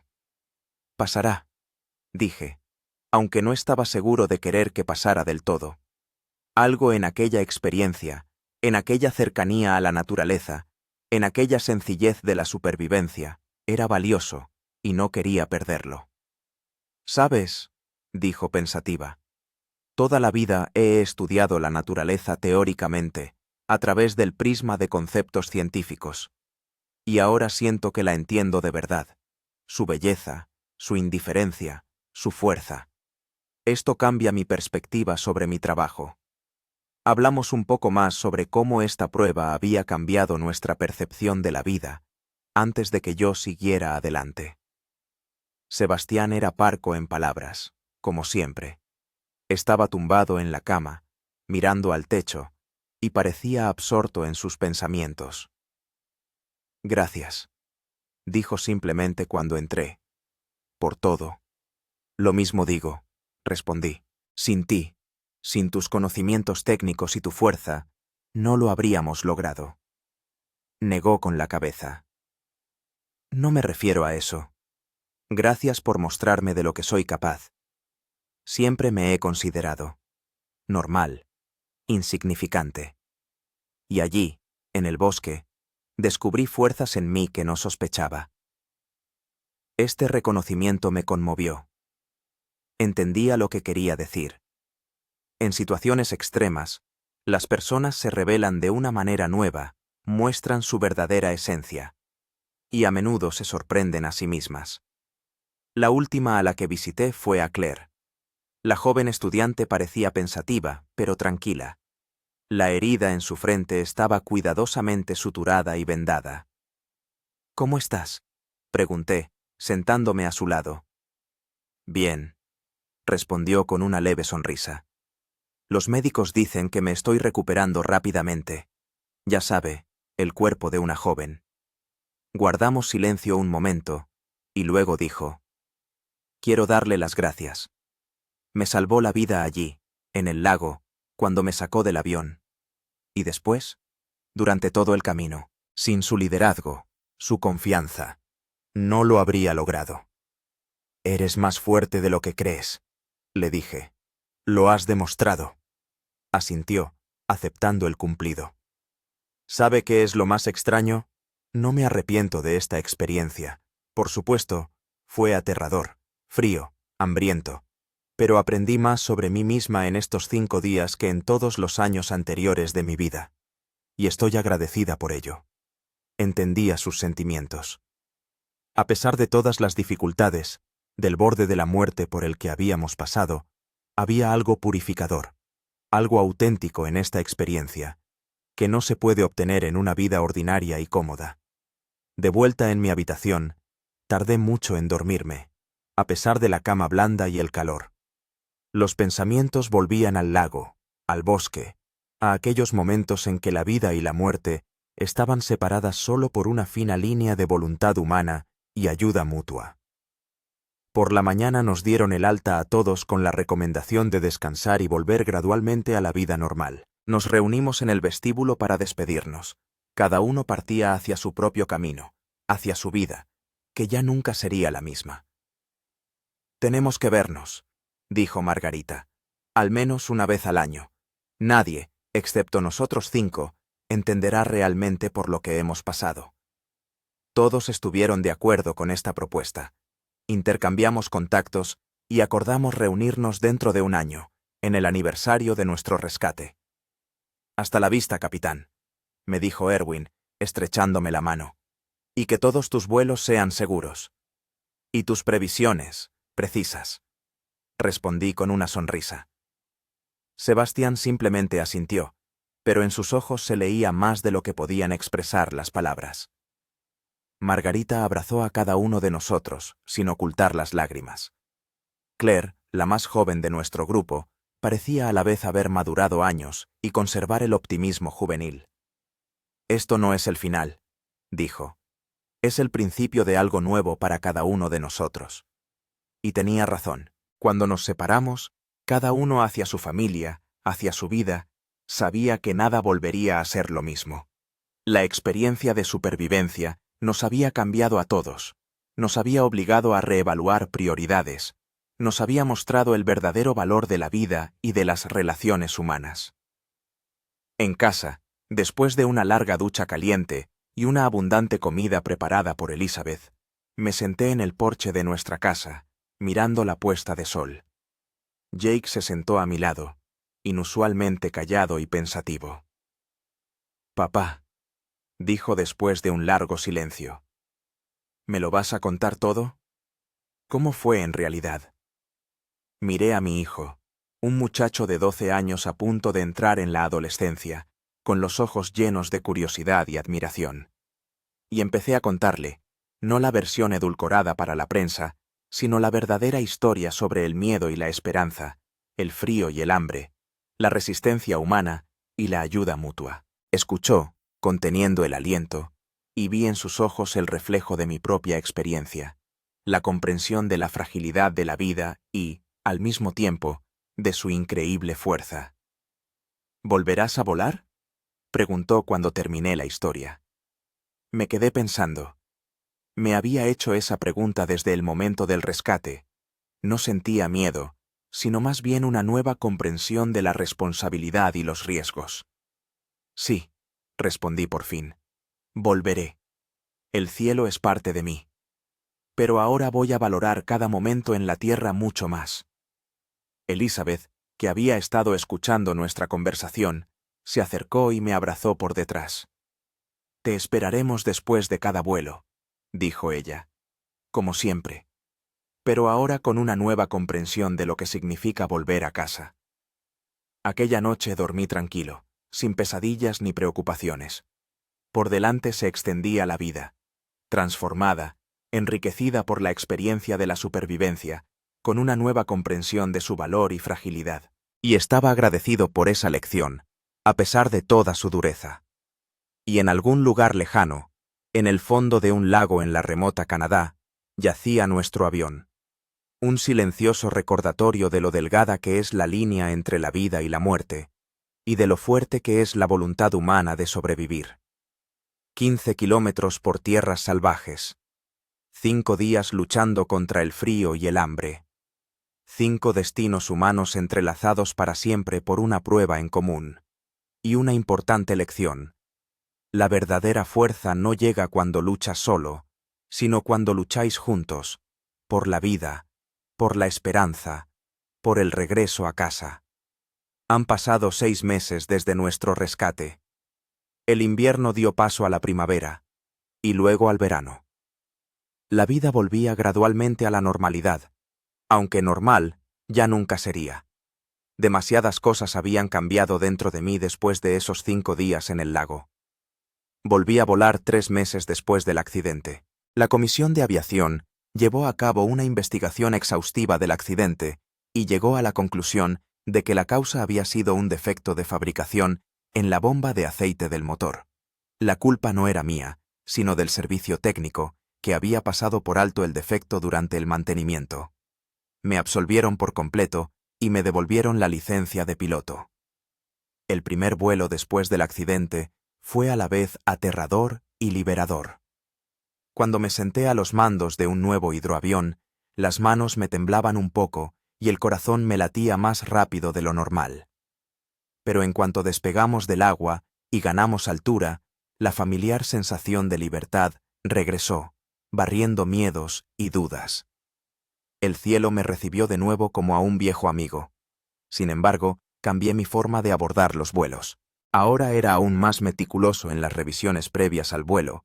Siempre llevaba un equipo de emergencia ampliado y nunca ignoraba ni siquiera las más mínimas desviaciones en el funcionamiento de los sistemas. La experiencia de la supervivencia me enseñó que es mejor prevenir que lamentar, antes de encontrarse desprevenido ante la adversidad. Uno de los cálidos días de julio, al regresar de un corto vuelo a las comunidades del norte, encontré un sobre sin remite sobre mi escritorio. Dentro solo había una breve nota y una fotografía. Reunión de supervivientes. 15 de septiembre. Ogoki. Ven si puedes. Erwin. La fotografía mostraba nuestro último campamento a orillas del lago, el mismo donde nos encontraron los rescatistas. Alguien, probablemente el propio Erwin, había visitado recientemente el lugar y lo había fotografiado a la luz del día.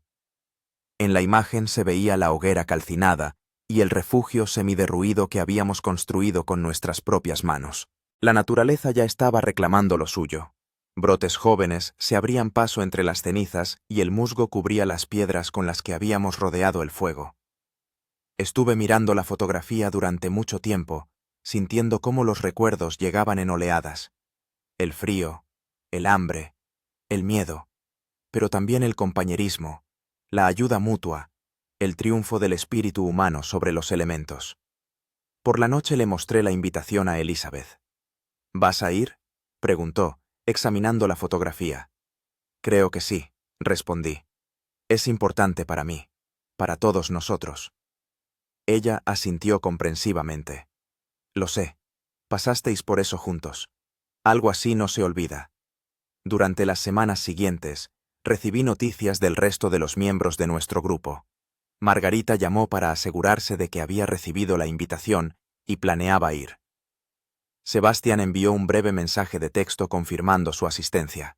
De Claire llegó una larga y emotiva carta en la que contaba cómo había cambiado su vida después de nuestra aventura.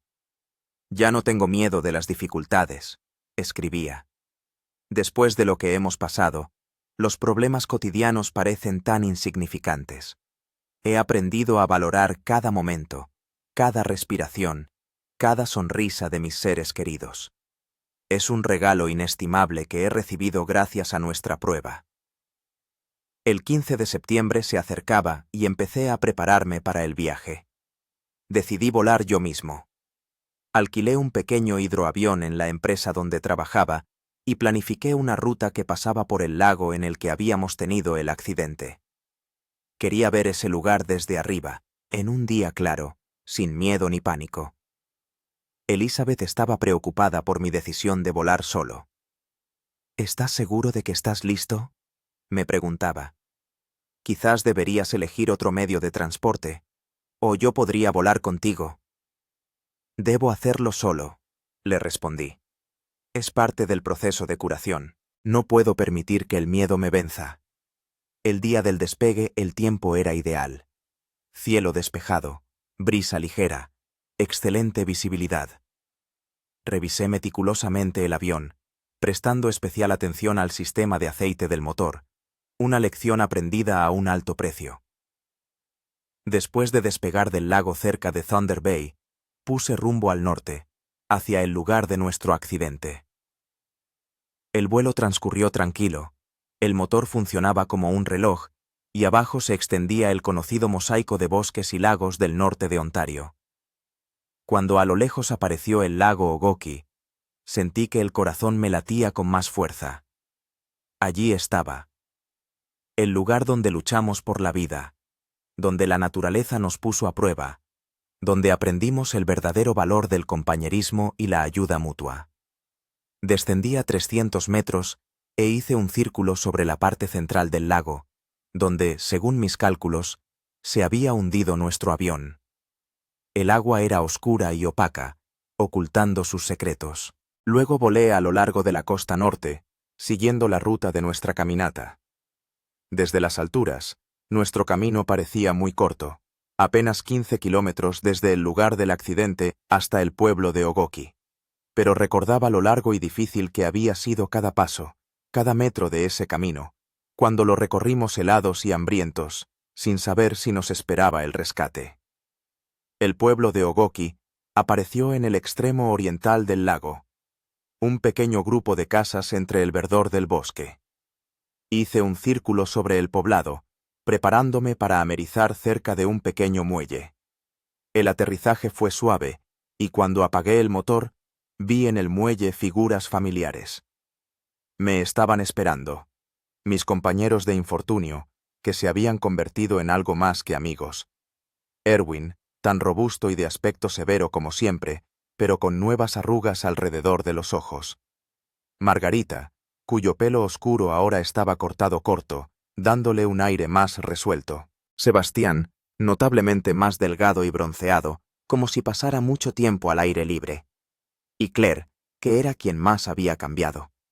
De una joven asustada, se había transformado en una mujer joven segura de sí misma, con una fina cicatriz blanca en la frente como recordatorio de lo vivido. Atraqué el avión y salté al muelle. Abrazos, apretones de manos, palmadas en la espalda. Gestos sencillos que decían más que cualquier palabra. Nos alegraba vernos, nos alegraba que todos hubiéramos sobrevivido, nos alegraba poder reunirnos de nuevo. «Has venido volando solo», comentó Erwin, señalando el avión con la cabeza. ¡Qué valentía! Tenía que hacerlo, respondí, para cerrar el círculo, como dicen los psicólogos. Fuimos al mismo centro comunitario donde nos habían acogido la noche del rescate. Los lugareños nos recibieron como a viejos conocidos. Muchos recordaban la historia de nuestro rescate y habían seguido nuestras noticias. Durante el almuerzo intercambiamos noticias sobre cómo había sido nuestra vida después del regreso. Erwin seguía trabajando como meteorólogo, pero ahora pasaba más tiempo con su familia. La experiencia de la supervivencia le había hecho replantearse sus prioridades. La vida es demasiado corta para pasarla lejos de los que amas, dijo, y en su voz normalmente severa se percibió una suavidad. Margarita había recibido una beca para investigar la ecología de los lagos del norte y ahora dirigía su propio proyecto. Estoy utilizando nuestra experiencia en mi trabajo, explicó. Lo que vivimos nos da una perspectiva única sobre la interacción entre el hombre y la naturaleza. Sebastián había dejado su antiguo trabajo y se había convertido en instructor de supervivencia en la naturaleza. ¿Quién lo iba a decir? Sonrió. Yo, un ingeniero de oficina, ahora enseño a la gente a sobrevivir en el bosque. La vida está llena de ironías. Claire, quizás, había cambiado su vida de la manera más radical. Había dejado su anterior especialidad y se había matriculado en la Facultad de Medicina de Urgencias. Quiero ayudar a la gente en situaciones críticas, dijo. Como todos ustedes me ayudaron a mí. Es mi manera de devolver el favor. Cuando me tocó el turno, hablé de mi regreso a los vuelos, de mi nueva actitud hacia la seguridad y de cómo había cambiado mi relación con mi familia. Me he convertido en un mejor marido y padre, reconocí. Valoro más cada momento con mis seres queridos, sabiendo lo fácil que es perderlo todo. Después del almuerzo, Erwin propuso algo que todos, inconscientemente, esperábamos y temíamos al mismo tiempo.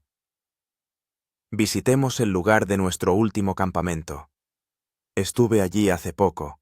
Hice una foto que os envié. Es importante. Asentimos en silencio. El jefe del pueblo nos ofreció una barca y pronto navegábamos por el lago, regresando al lugar donde terminó nuestra prueba y comenzó el rescate. El día era claro y cálido, muy diferente a aquellos días fríos y nevados que habíamos pasado allí hacía medio año.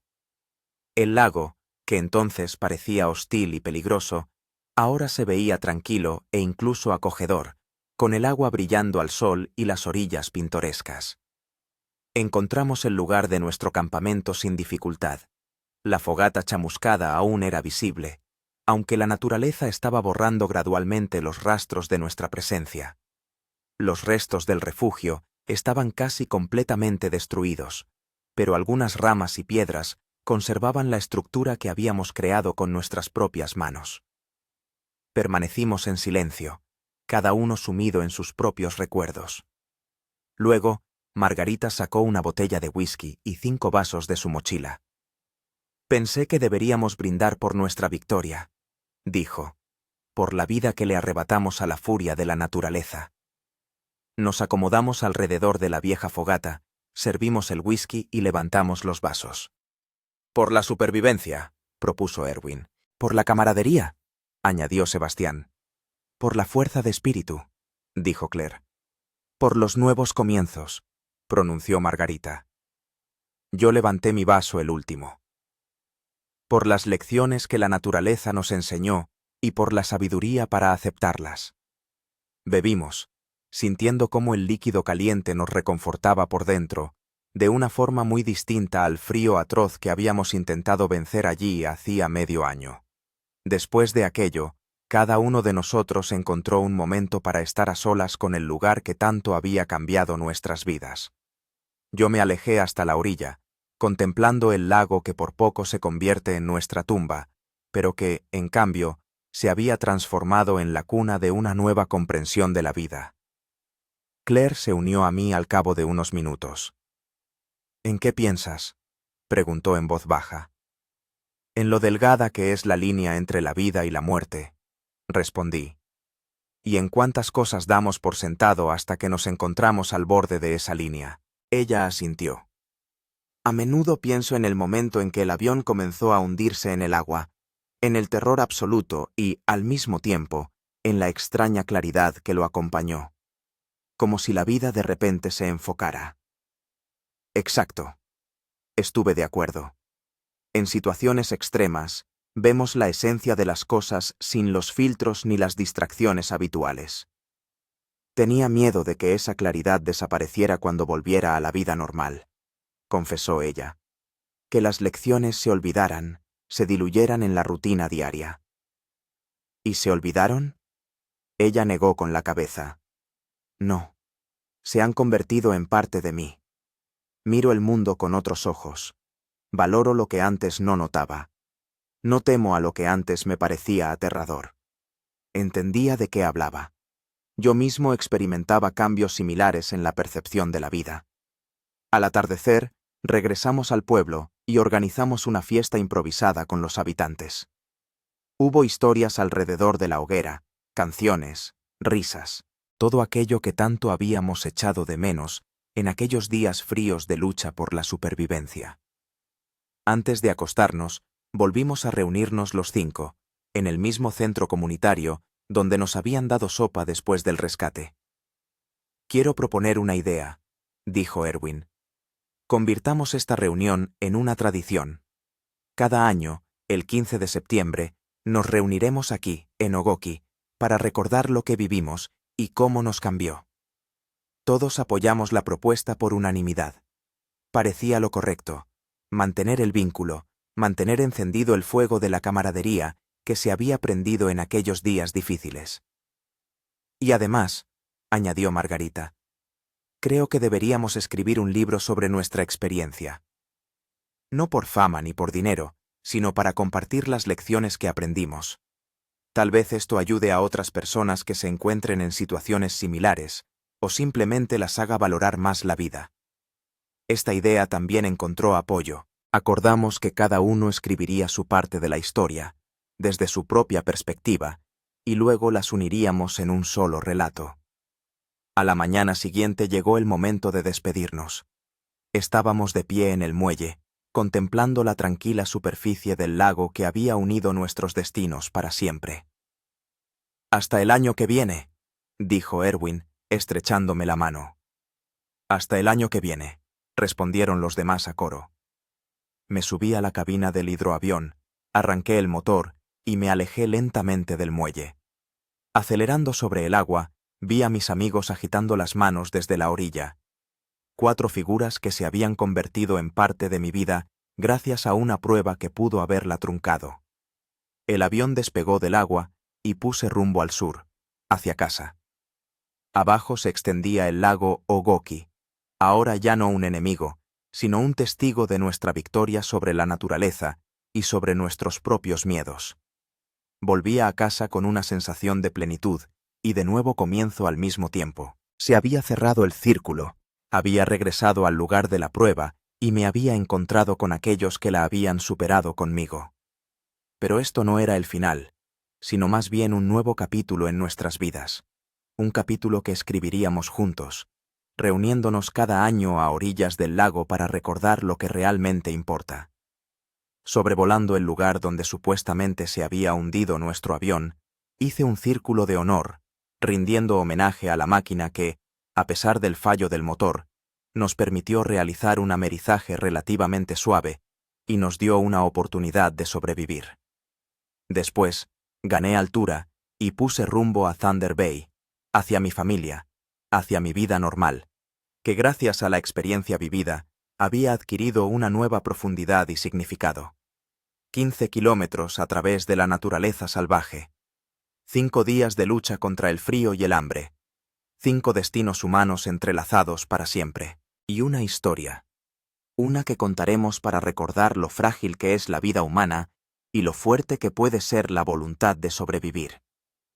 Un año después de nuestro primer reencuentro en Ogoki, la vida siguió su curso, pero aquellos 5 días en el lago seguían siendo un punto de inflexión, dividiendo mi existencia en un antes y un después. Nuestro libro sobre supervivencia, que decidimos escribir juntos, fue tomando forma gradualmente.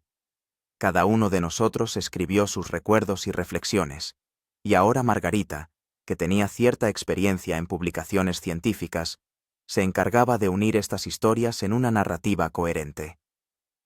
Mi carrera como piloto tomó un nuevo rumbo.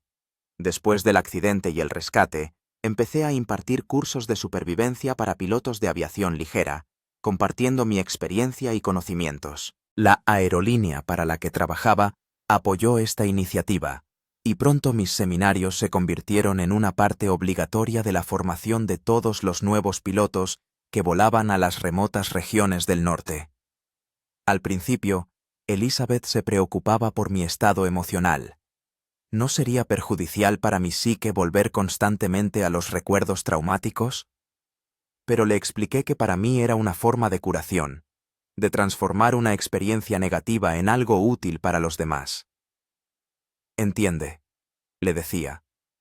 Cuando hablo de lo que vivimos y veo cómo ayuda a otros a prepararse para posibles emergencias, siento que nuestra prueba tuvo sentido. Que todo no fue en vano. Jake, mi hijo, que ahora tiene 13 años, contaba con orgullo en el colegio que su padre había sobrevivido a un accidente aéreo y había pasado 5 días en la naturaleza salvaje. A veces me preocupaba, no quería que idealizara el peligro, pero al mismo tiempo me alegraba de que aprendiera a valorar la resistencia humana y la ayuda mutua.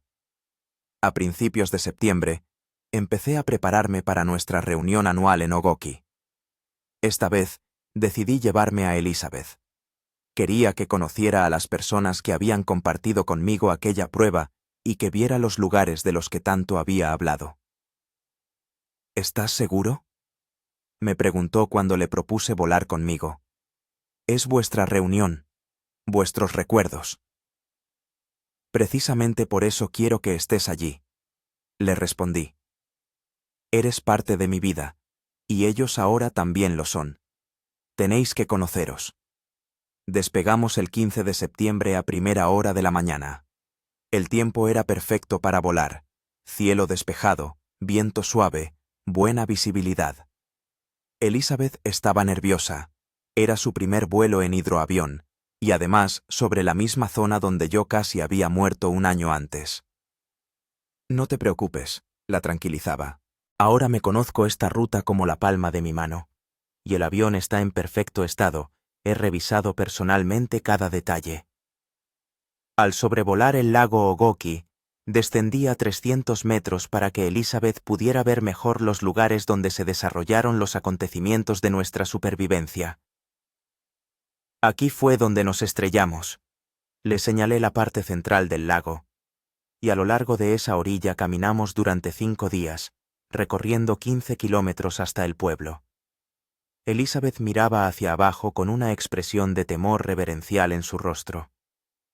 Parece tan salvaje, dijo. Lo sabía intelectualmente, por tus relatos, pero verlo con mis propios ojos. Ahora entiendes por qué esto me cambió, asentí.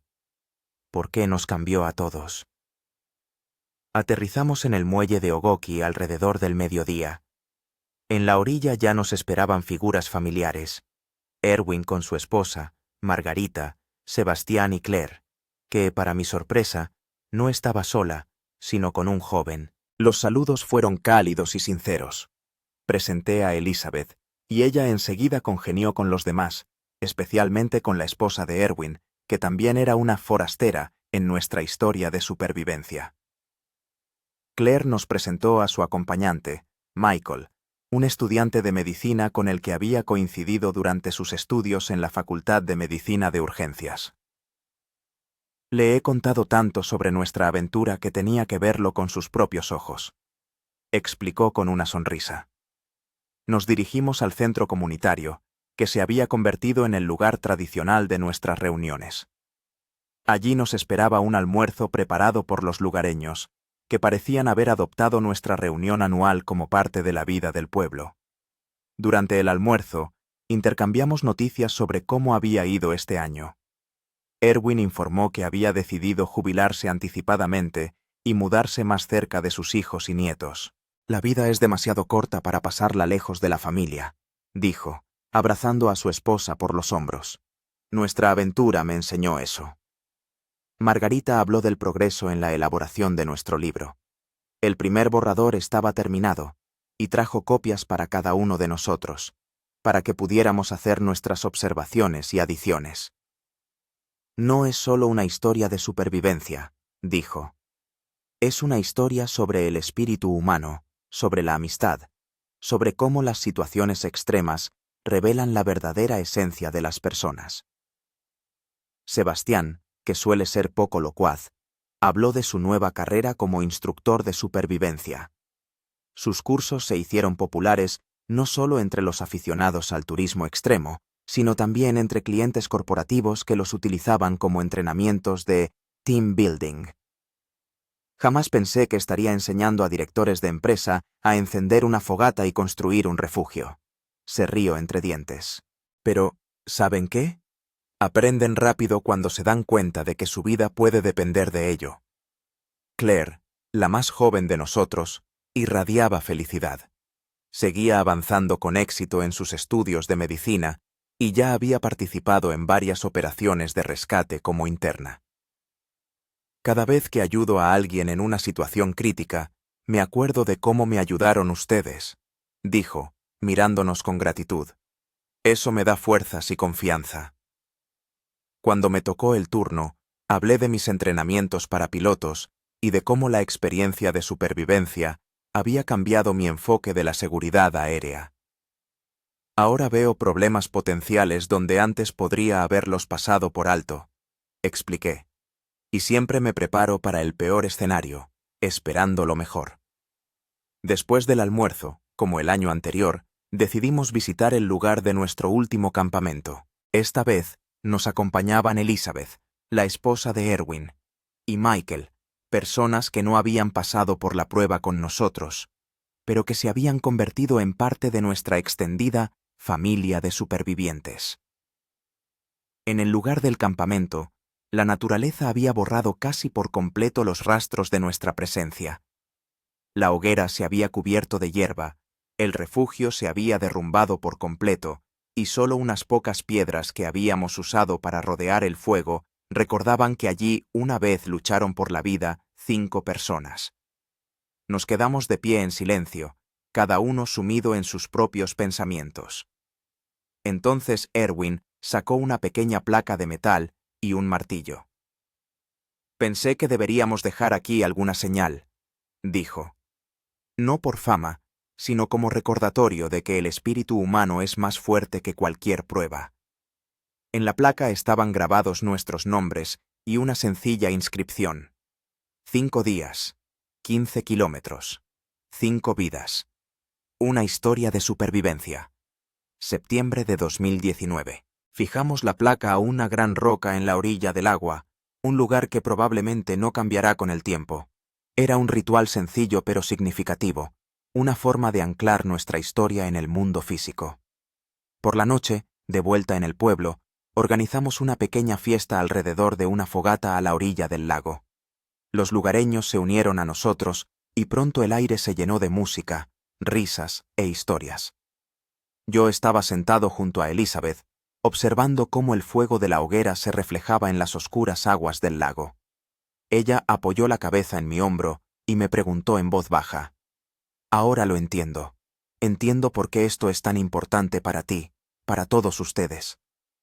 ¿Qué cosa? Pregunté, aunque intuía a qué se refería. Esta hermandad, respondió ella. El vínculo que surge cuando las personas pasan juntas por una prueba, cuando juntas miran a la muerte a la cara y sobreviven. Eso no se puede explicar con palabras, hay que sentirlo. La abracé, agradecido por su comprensión. Sí, así es. Pero ¿sabes qué es lo más importante? Que ese vínculo no nos aísla del resto del mundo, no nos encierra en el pasado. Al contrario, nos da fuerzas para seguir adelante, valorar cada momento, construir nuevas relaciones. Como la de Claire con Michael, como la mía contigo y Jake. A la mañana siguiente, antes de partir, nos reunimos para un pequeño consejo de supervivientes, como lo llamó Erwin en broma. Teníamos que hablar del futuro de nuestro libro y de los planes para el próximo encuentro. He recibido una propuesta preliminar de una editorial, anunció Margarita. Están interesados en publicar nuestra historia, sobre todo si incluimos consejos prácticos de supervivencia. Discutimos los detalles y decidimos que los honorarios del libro, si los hubiera, se destinarían a la creación de un fondo educativo para enseñar técnicas de supervivencia en la naturaleza. No para enseñar a la gente a sobrevivir a un accidente de avión, expliqué, sino para enseñarles a valorar la naturaleza, a entenderla y a respetar su poder. Todos estuvieron de acuerdo con esta idea. También decidimos que el próximo encuentro no sería solo un recuerdo del pasado, sino también un pequeño taller práctico de supervivencia para los interesados, una forma de transmitir nuestra experiencia a otros. La despedida fue cálida, pero no triste. Sabíamos que nos veríamos en un año, que nuestro vínculo no se rompería, que la historia, que había comenzado con una tragedia, continuaría como algo positivo y constructivo. Cuando Elizabeth y yo despegamos, di una vuelta sobre el pueblo, moviendo las alas en señal de despedida. Abajo, en el muelle, estaban mis amigos, saludándonos. ¿Sabes?, dijo Elizabeth, mirando hacia abajo. Me alegro de que me hayas traído contigo. Ahora te entiendo mejor, entiendo por lo que has pasado. Me alegro de que hayas estado conmigo, respondí. Ayuda a conectar el pasado con el presente, a hacer de la experiencia de supervivencia parte de nuestra historia común, y no algo que nos separa. Volamos a casa, hacia Jake, hacia nuestra vida cotidiana, pero sabía que una parte de mí siempre estaría ligada a ese lago, a esos 5 días, a esas personas que compartieron conmigo la prueba y se convirtieron en algo más que simples amigos. Sobrevolando el lugar del accidente, rendí mentalmente homenaje al lago que casi nos arrebata la vida, pero que al final se convirtió en la cuna de una nueva sabiduría, de nuevas relaciones y de una nueva comprensión de lo que realmente importa. 15 kilómetros a través de tierras salvajes. 5 días luchando contra el frío y el hambre. 5 destinos humanos entrelazados para siempre. Y una historia que sigue viva y evolucionando, influyendo en nuestras vidas y, quizás, en las vidas de quienes lean nuestro libro, escuchen nuestros relatos, sepan cómo sobrevivimos al accidente en el lago. Nuestra prueba terminó, pero el viaje continúa. Y con cada día, con cada nuevo amanecer, agradezco la oportunidad de ver ese amanecer, de respirar este aire, de amar a estas personas. Agradezco la lección que me enseñó la vida a través de esta experiencia al borde de la muerte. Una lección sobre que cada paso cuenta. Cada inhalación es un regalo. Y cada conexión entre personas es un hilo en el tapiz de la vida que tejemos juntos, día tras día, paso a paso, superando todas las dificultades y celebrando todas las victorias en nuestro camino. Esto es la verdadera supervivencia. No solo mantenerse con vida, sino vivir una vida plena, apreciando cada momento y a cada persona que forma parte de ella. Y esta lección valió todas las pruebas por las que pasamos durante esos 5 días en el lago Ogoki.